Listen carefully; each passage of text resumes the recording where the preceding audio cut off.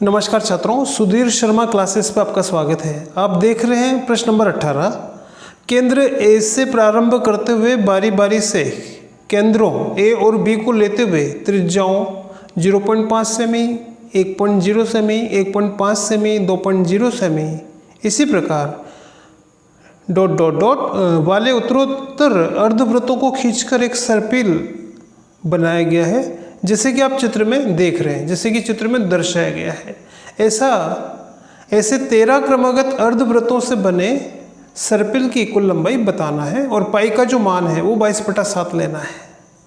ठीक है, तो यहाँ बच्चों कई तरह के अर्धवृत्त बनाए गए कि पहला अर्धवृत्त ए को केंद्र मान के और बी तक खोल के बनाया गया ऐसा, है ना। यहाँ पे बी बिंदु है और वो कह रहे हैं कि इसकी जो त्रिज्या है वो है 0.5 सेमी, ये है 0.5 सेमी। तो अगर आपको वो पूछ रहे कि बताओ यहाँ से यहाँ तक की लंबाई क्या होगी, तो ये अर्धवृत्त है।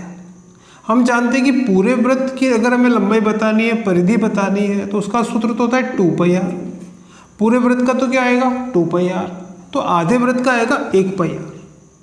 ठीक है, अगर हमें यहाँ से यहाँ तक की लंबाई बतानी है तो क्या सूत्र काम में लेंगे, πr, और r का मतलब त्रिज्या जो कि यहाँ पे 0.5 है। तो यहाँ से यहाँ तक की लंबाई निकालने के लिए ये सूत्र काम में लेंगे और इसमें r की जगह रखेंगे 0.5। ठीक है, तो क्योंकि पहला जो अर्धवृत्त खींचा गया था इसकी त्रिज्या 0.5 सेमी है। इसी प्रकार ये वाला तो a को केंद्र मान के बनाया गया 0.5 और दूसरा वाला b को केंद्र बना के और वो 1 सेमी का खींचा गया है, तो वो ऐसा बना, यानी यहाँ से यहाँ तक 1 सेमी हो गया। तो इस तरह से इसकी भी हमें फिर लंबाई निकालनी है, लेकिन इसकी त्रिज्या हो जाएगी क्योंकि ये 0.5 और ये भी 0.5, यानी इसकी जो त्रिज्या है सवाल के हिसाब से 1 सेमी है। तो यहाँ से यहाँ तक लंबाई निकालनी है, तो फिर ये सूत्र हम काम में लेंगे πr और r की जगह रखेंगे 1 सेंटीमीटर। इसी तरह से फिर इसकी अगर हमें लंबाई बतानी है तो ये सूत्र चलता रहेगा, बस वो त्रिज्या अलग अलग होती जाएगी। तो इस तरह के जो यहाँ अर्धवृत्त बनाए गए हैं ये 13 है। तो वो पूछ रहे हैं कि पहले अर्धवृत्त, दूसरे अर्धवृत्त, तीसरे, इस तरह से 13 अर्धवृत्त में जो सर्पिल बना है इसकी संपूर्ण लंबाई हमें बताना है। ठीक है, तो इसके लिए हम लिखेंगे कि भाई पहले अर्धवृत्त की त्रिज्या क्या है, फिर उसकी अर्धवृत्त की लंबाई निकाल लेंगे। तो पहले अर्धवृत्त की जो त्रिज्या है जैसे कि सवाल में दे रखा है वो है 0.5 सेंटीमीटर। ठीक है, तो पहले अर्धवृत्त की त्रिज्या 0.5 सेमी, तो पहले अर्धवृत्त की जो लंबाई है ना, उसकी जो लंबाई है वो हम निकालेंगे। तो आगे आएगा कि पहले अर्धवृत्त की लंबाई, और उसके लिए हम सूत्र काम में लेंगे πr, लेकिन यहाँ अपन r1 से दर्शा रहे हैं। तो पहले अर्धवृत्त की जो लंबाई है ये यहाँ से यहाँ तक, अगर ये हमें बताना है तो इस सूत्र से हम निकालेंगे। तो यहाँ π × r1 का मान है 0.5। तो जो पहला अर्धवृत्त बना इसकी लंबाई आएगी 0.5। अब हम इसी तरह से दूसरे अर्धवृत्त की क्या लंबाई होगी, तो उसकी त्रिज्या सवाल में देखिए दे रखी है 1 सेंटीमीटर, तो उसको हम लिखेंगे। तो इसी तरह से हमें ये दे रखा है कि जो दूसरा अर्धवृत्त है उसकी त्रिज्या 1.0 सेंटीमीटर है, उसको हम मान लेते हैं कि इसकी त्रिज्या r2 बराबर ये है। तो दूसरे अर्धवृत्त की परिधि है ना, यहाँ से यहाँ तक उसकी जो लंबाई है दूसरे अर्धवृत्त की क्या आएगी, तो हमने यहाँ लिखा बच्चों कि दूसरे अर्धवृत्त की लंबाई कितनी आएगी। ठीक है, तो उसका सूत्र होगा πr2, है ना। तो पाई का मान तो अभी हम पाई रखते हैं, r2 की जगह रखेंगे 1.0 और ये आएगा सेंटीमीटर में, ये भी था सेंटीमीटर में। इसी तरह से अगर हमें तीसरे अर्धवृत्त की, तो यहाँ आ जाएगा तीसरे अर्धवृत्त की त्रिज्या वो अपन r3 कर देंगे।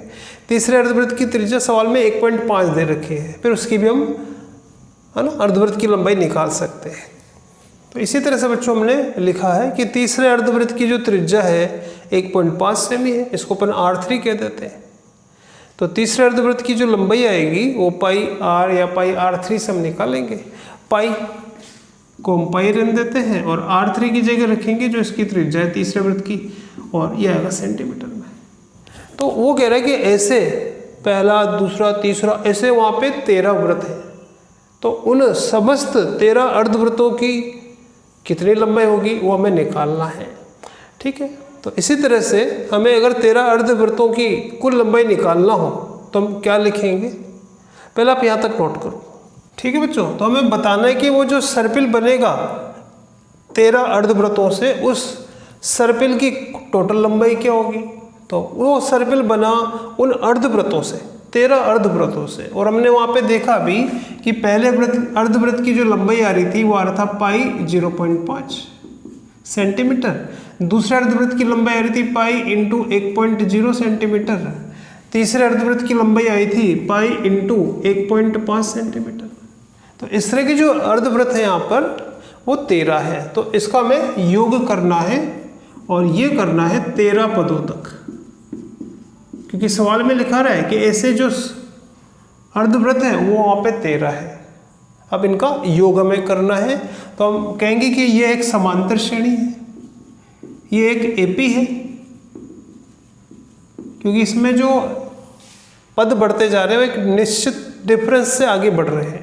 तो ये एक एपी है, जहाँ है ना एपी है, तो पहला पद जो है यहाँ पे ये है पाई इंटू 0.5। डिफरेंस देखिए, है ना, ये आधा पाई है, 0.5 को अपन कहते हैं आधा पाई, ये है 1 पाई, ये है 1.5 पाई। आधा पाई, 1 पाई, 1.5 पाई, तो आधा आधा पाई यहाँ पे बढ़ रहा है। तो डिफरेंस जो है यहाँ पे आधा पाई है, ठीक है ना, क्योंकि ये आधा है, ये 1 है, ये 1.5 है, तो आधा आधा पाई बढ़ रहा है यहाँ पे। और कितने पदों का योग करना है, तो यहाँ n का मान आ जाएगा 13। तो कुल लंबाई निकालने के लिए हम काम में लेंगे Sn का सूत्र। Sn बराबर n बटा 2 2a प्लस n माइनस 1 गुणा d।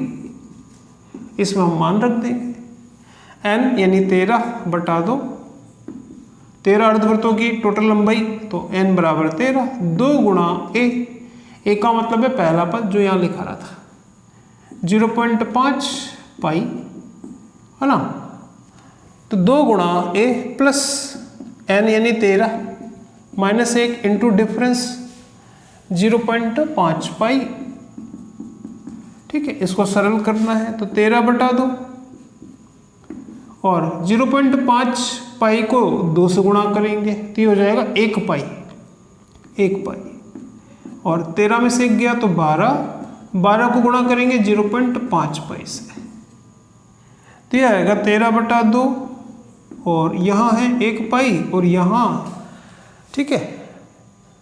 अगर ये 5 होता, 12 को 5 से गुणा करेंगे तो 60 आएगा, लेकिन ये 0.5 है तो आएगा 6.0 यानी 6 पाई। तो इस प्रकार यहाँ आ रहा है पाई, 1 पाई, और यहाँ आ रहा है 6 पाई। तो इसको हम कह सकते हैं कि ये है 13 बटा 2 गुणा 7 पाई, ठीक है। और इसको सही आंसर देने के लिए सवाल में लिखा रहा है कि आप पाई की जगह रखो 22 बटा 7, तो 13 बटा 2 सरल करेंगे तो 13 बटा 2 गुणा 7 गुणा पाई का मान होता है 22 बटा 7, सवाल में दे रखा है। तो 7 से 7 काट देंगे, 2 से 22 काटेंगे 11 बार, और फिर बचा 13 और बचा 11, दोनों को गुणा करेंगे तो आंसर आएगा 143 सेंटीमीटर। तो जो सर्पिल बना है 13 अर्धवृत्तों से, उसकी टोटल जो लंबाई आएगी वो है 143 सेंटीमीटर, ठीक है बच्चों। तो यहाँ इस तरह से इस प्रश्न को हमने किया। अब आप देख रहे हैं 19वां प्रश्न कि 200 लट्ठों को एक ढेरी के रूप में इस प्रकार रखा गया है कि सबसे नीचे वाली पंक्ति में 20 लट्ठे हैं, उससे अगली पंक्ति में 19 लट्ठे हैं, उसके अगली पंक्ति में 18 लट्ठे हैं, जैसे कि हमें चित्र में दर्शाया गया है। तो इस तरह से लट्ठे रखे गए हैं। ये 200 लट्ठे कितनी पंक्तियों में रखे जा सकते हैं या रखे गए हैं, तथा सबसे ऊपरी पंक्ति में कितने लट्ठे हैं, ठीक है। तो इस तरह से ये प्रश्न, हमने प्रश्न में देखा कि 200 लट्ठे हैं, 200 लकड़ियाँ हैं, उन्हें हमें जमाना है किस तरह से कि भाई नीचे जो है वो 20 लट्ठे रखेंगे, ऊपर 19 रखेंगे, उसके ऊपर 18 रखेंगे, उसके ऊपर 17 रखेंगे, उसके ऊपर 16 रखेंगे। तो वो कह रहा है कि बताइए इस तरह से हमें जमाना है 200 लट्ठों को, तो हमें ऐसी कितनी पंक्तियां बनानी पड़ेगी उन 200 लट्ठों को जमाने के लिए। जैसे कि आप चित्र में पहले प्रश्न में आपने देखा था, हमें यहाँ कुल लट्ठे 200 दे रखे हैं, तो इसको हम इस तरह से लिखेंगे कि कुल लट्ठे कुल लट्ठे, है ना, इसको अपन SN कहेंगे, है ना। लट्ठों का योग जो है 200 है, कुल उनका जो योग है वो 200 है। अच्छा, सबसे पहली पंक्ति में हम रखेंगे, पहली पंक्ति में आएगा 20, तो पहली पंक्ति में लट्ठे, भाई पहली आगे आगे शुरू की पंक्ति में आप कितने रखेंगे, यानी पहला पद जो होगा इसमें 20 आएगा, है ना। नीचे नीचे 20 रख रहा है, फिर 19 रख रहा है, फिर 18 रख रहा है, फिर 17 रख रहा है, मतलब एक एक कम करता जा रहा है।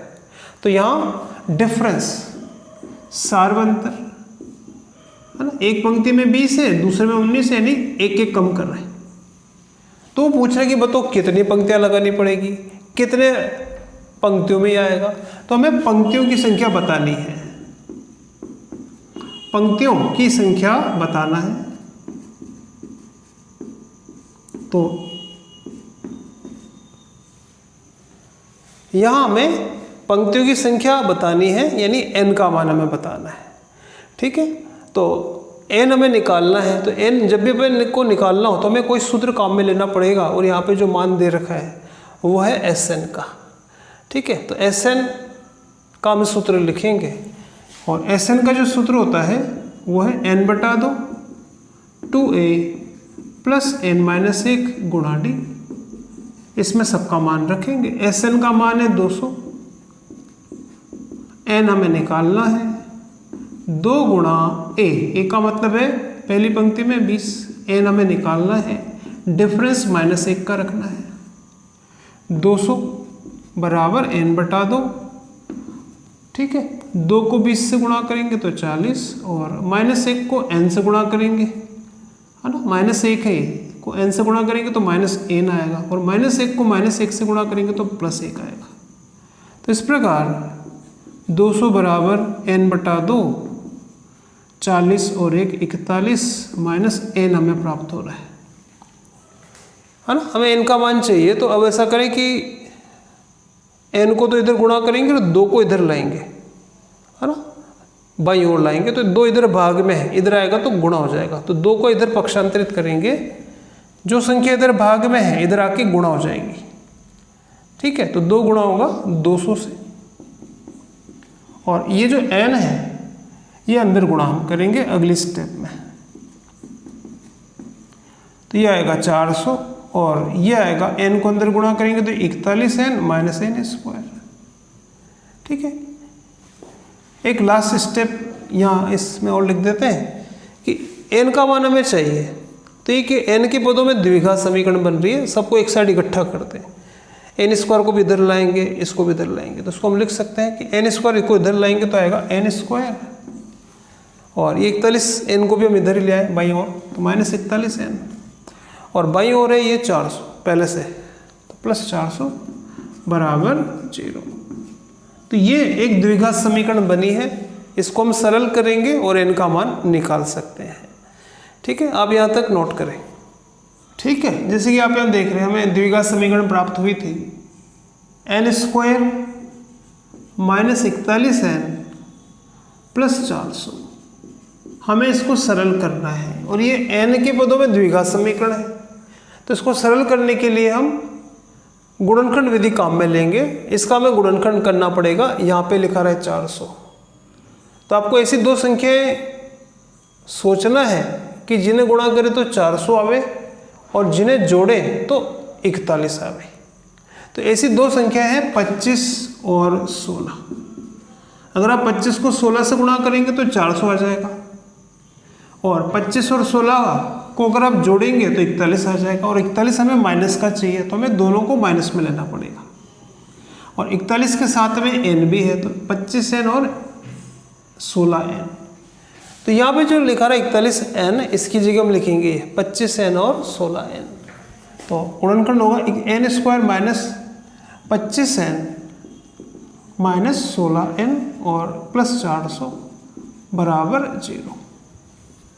अब शुरू के 2 में से कॉमन लेंगे, यहाँ कॉमन आएगा n, अंदर बचेगा n-25, बाद के 2 में से कॉमन आएगा -16n, और -16 का इसमें भाग देंगे तो -25 बार जाएगा। n-25 दोनों में मौजूद है, तो n-25 और ये तो कॉमन ले लेंगे n-25, तो अगले ब्रैकेट में n-25 तो बाहर निकल गया, तो यहाँ से बचेगा n और यहाँ से बचेगा -16। दो आंसर क्या हो सकते हैं कि या तो n-25 बराबर 0 या n-16 बराबर 0। तो इससे आंसर आएगा n-25 को उधर पहुंचा दो तो +25 और इससे आंसर आएगा n बराबर 16। तो पंक्तियों की संख्या पूछ रहा था कि भाई पंक्तियों की संख्या क्या हो सकती है, और n का मान, ये वाला मान भी प्लस में है, ये भी प्लस में है, तो हम दोनों ही मान ले सकते हैं। तो हम कह सकते हैं कि पंक्तियां जो है वो 25 भी हो सकती है और 16 भी हो सकती है। तो इस प्रकार पंक्तियों की संख्या या तो 25 होगी या 16 होगी। साथ ही में वो ये पूछ रहा है कि बताओ अंतिम पद, अंतिम पंक्ति में कितने लट्ठे होंगे, अंतिम पद बताइए। तो अगर पंक्तियों की संख्या 25 है तो अंतिम पद होगा 25वां। तो इस हिसाब से है ना, तो जब n अगर अपन 25 लें तो अंतिम पंक्ति में लट्ठे की संख्या अगर आपको निकालनी है, यानी उसके लिए हमें निकालना पड़ेगा 25वां पद, और इसका सूत्र होगा a + 24d, और a का मतलब पहली पंक्ति में 20 प्लस 24 गुणा डिफरेंस -1 है ना। इसको सरल करेंगे तो 20 - 24 यानी -4 आएगा। तो अगर आप n का मान 25 लेते हैं है ना, अगर अपन मान लेते हैं कि 25 पंक्तियां हैं, तो जो अंतिम पंक्ति आएगी 25वें नंबर की, उसमें जो लट्ठे हम रखेंगे वो आएंगे -4 है ना। और लकड़ियों की जो संख्या है, लट्ठों की जो संख्या है, वस्तु की जो संख्या है वो माइनस में नहीं होती है। तो हम ये नहीं कह सकते कि है ना माइनस में हम लट्ठों की संख्या नहीं ले सकते। तो हम कहेंगे कि n बराबर 25 से जो अंतिम पंक्ति में जो आ रहा है लट्ठों की संख्या वो माइनस में आ रही है और वस्तुओं की संख्या माइनस में नहीं होती है। तो हम कहेंगे कि n बराबर 25 तो संभव नहीं है, ये संभव नहीं है। तो हम लिख देंगे ये संभव नहीं है क्योंकि वस्तुओं की जो संख्या है वो माइनस में नहीं आती है। तो n बराबर 25 से अंतिम पंक्ति में लट्ठों की संख्या -4 आएगी, जो कि संभव नहीं है। अब दूसरा n बराबर 16 लेते हैं। माना कि 16 पंक्तियां हैं तो अंतिम पंक्ति होगी 16वें नंबर की। तो अंतिम पंक्ति में कितने लट्ठे रखे जाएंगे? अगर हम मानते हैं कि पंक्तियों की संख्या 16 है ना, इस तरह से अगर 16 पंक्तियां जमाई जाए तो अंतिम पंक्ति 16 नंबर की होगी। तो अंतिम पंक्ति में कितने लट्ठे रखे होंगे? जब n बराबर 16 हो तो अंतिम पंक्ति में जो लट्ठे होंगे यानी n बराबर 16 यानी हमें अंतिम पद निकालना है जो कि 16वां होगा। तो a16 बराबर होता है a + 15d। ठीक है, a मतलब 20 + 15 गुणा d का मान -1, तो 20 - 15 यानी 5। ये सही है, संभव है कि अंतिम पंक्ति में हम 5 लट्ठे रख सकते हैं। तो इस आधार पर हम कह सकते हैं कि जो पंक्तियों की संख्या है ना वो 16 संभव है और इस आधार पर अंतिम पंक्ति में जो लकड़ियां या लट्ठे रखे जाएंगे वो 5 होगा। ठीक है, ये वाला संभव नहीं है 25, क्योंकि इससे जो है अंतिम पंक्ति में जो लट्ठे आएंगे वो माइनस में आएंगे और माइनस में अपन नहीं रख सकते, वस्तु की संख्या माइनस में नहीं होती है। अब आप देख रहे हैं 20वां प्रश्न। एक आलू दौड़ में प्रारंभिक स्थान पर एक बाल्टी रखी है जो पहले आलू से 5 मीटर की दूरी पर है तथा अन्य आलुओं को एक सीधी रेखा में परस्पर 3 मीटर की दूरी पर रखा गया है। इस रेखा पर 10 आलू रखे गए हैं जैसे कि चित्र में दर्शाया गया है। प्रत्येक प्रतियोगी बाल्टी से चलना प्रारंभ करेगा और निकटतम आलू को उठाएगा, उसे लेकर वापस दौड़कर बाल्टी में डालेगा। यानी पहले वो पहला आलू उठाएगा, बाल्टी में डालेगा, फिर दूसरा आलू उठाने के लिए वापस दौड़ता है और उसे उठाकर वापस बाल्टी में डाल देता है। ऐसा वो तब तक करता रहता है जब तक कि सभी आलू बाल्टी में ना आ जाए। तो इसमें प्रतियोगी को कुल कितनी दूरी तय करनी पड़ेगी, हमें बताना है। प्रश्न आप ध्यान से देख लो एक बार।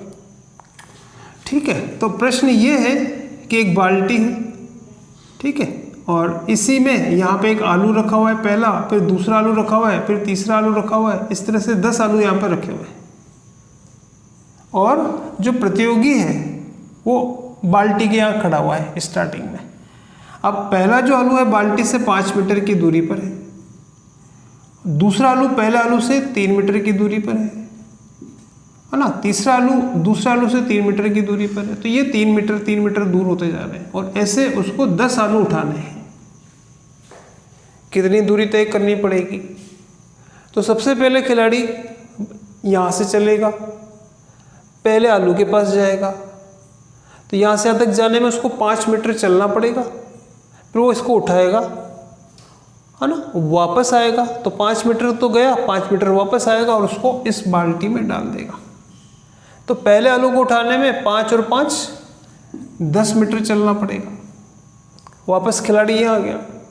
अब वो दूसरा आलू उठाने के लिए यहाँ से चलेगा, तो 5 और 3 8 चलेगा, 8 वापस आएगा, है ना, 8 जाएगा, 8 वापस आएगा, तो 8 और 8 16। तो दूसरे आलू के लिए 16 मीटर चलना पड़ेगा।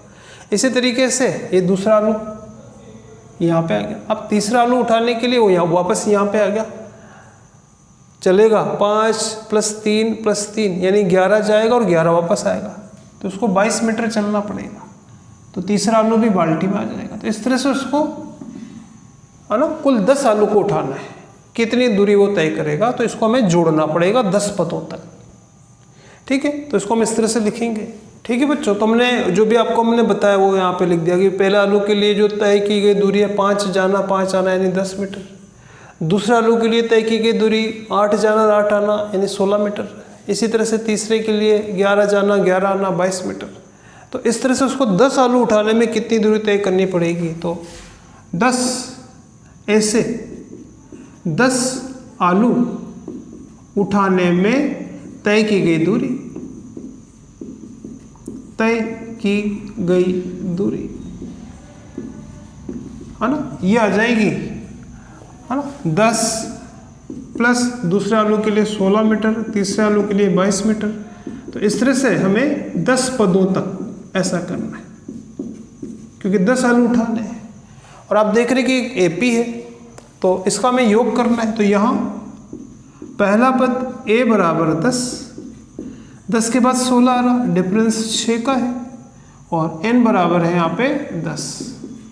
तो कुल कितनी दूरी तय करनी पड़ेगी, है ना। उसके लिए हम SN का सूत्र काम में लेंगे, n/2 2a + n-1 गुणा d, इसमें मान रखेंगे।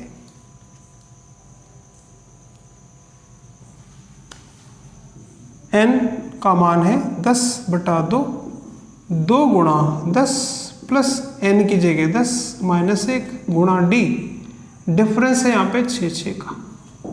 सरल करेंगे 10/2, 2 गुणा 10, पहले ब्रैकेट सरल करें 9 गुणा 6, तो यह आएगा, ठीक है। इसको यहाँ लिख देते हैं 10/2, 2 को 10 से गुणा करेंगे तो 20, और 9 को 6 से गुणा करेंगे तो 54, ठीक है। तो 20 और 54 हो जाएगा 74, और आगे है 10/2, 2 से 10 कटेगा 5 बार, तो 74 को गुणा करेंगे 5 से, तो ये आएगा 4 पंजे 20, है ना, 4 पंजे 20 का 0 हासिल का 2, 5 7 35 और 2 37। तो जो 10 आलू को उठाने में दूरी तय करनी पड़ेगी वो है 370 मीटर। तो हम आंसर लिख सकते हैं कि ऐसे 10 आलू को उठाने में कुल जो दूरी तय होगी वो हो जाएगी 370 मीटर। तो इस प्रकार बच्चों ये जो प्रश्नावली थी 5, मैंने इसके सारे सवाल आपको करा दिए हैं, ठीक है, आपने देखे होंगे। ऐसी और वीडियो देखने के लिए आपको जो है हमारा चैनल सब्सक्राइब करना चाहिए, शेयर करना चाहिए, ठीक है। धन्यवाद, थैंक यू।